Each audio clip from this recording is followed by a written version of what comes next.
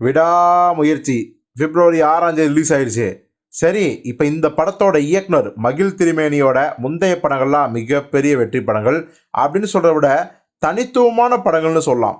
தடையடத்தாக்க, மீகாமன், தடம், கலகத்தலைவன், இந்த படங்கள் எல்லாமே பார்த்தீங்கன்னா ஒரு பக்காவான ஒரு பேக்கேஜோட இருக்கும், ஸ்டைலாக இருக்கும், ராவாக இருக்கும், ரஸ்டிக்காக இருக்கும். ஸோ இதுதான் மகிழ் திருமேனியோட ஸ்டைல்.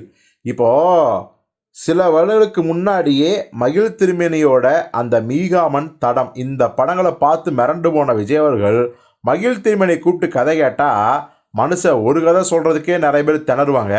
3 கதைகள் சொல்லி தெறிக்க விட்டார் மகிழ் திருமேனி. நம்ம விஜய் அவர்கள் மிரண்டு போயிட்டாராம்.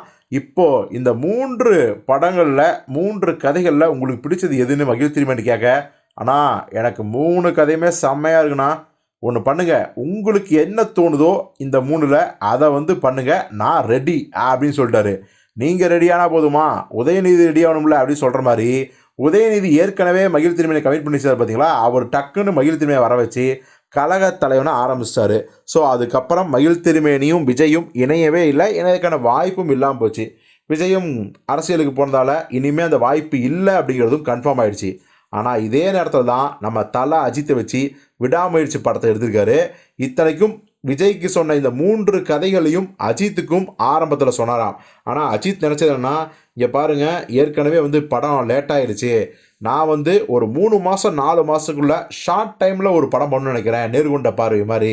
ஸோ அதுக்காக நான் பிரேக் டவுன் ஒரு இங்கிலீஷ் படம் பார்த்தேன், வேறு லெவலில் இருக்குது, அந்த படத்தையே நம்ம தமிழ்நாட்டுக்கு தகுந்த மாதிரி மாற்றிடுவோன்னு சொல்ல மகிழ் திருமேனி ஓகேன்னு சொல்லிட்டாரு. அதுதான் இப்போ விடாமுயற்சியாக ரிலீஸ் ஆக போகுது. இப்போது படம் ரிலீஸ் ஆக போகுது. இந்த நேரத்தில் மகிழ் திருமேனி ஏற்கனவே விஜய் சொன்ன 3 கதையில் அந்த 3 கதைகளையும் அஜித்துக்கு சொல்லலாம் அப்படிங்கிற முடிவு எடுத்திருக்காராம்.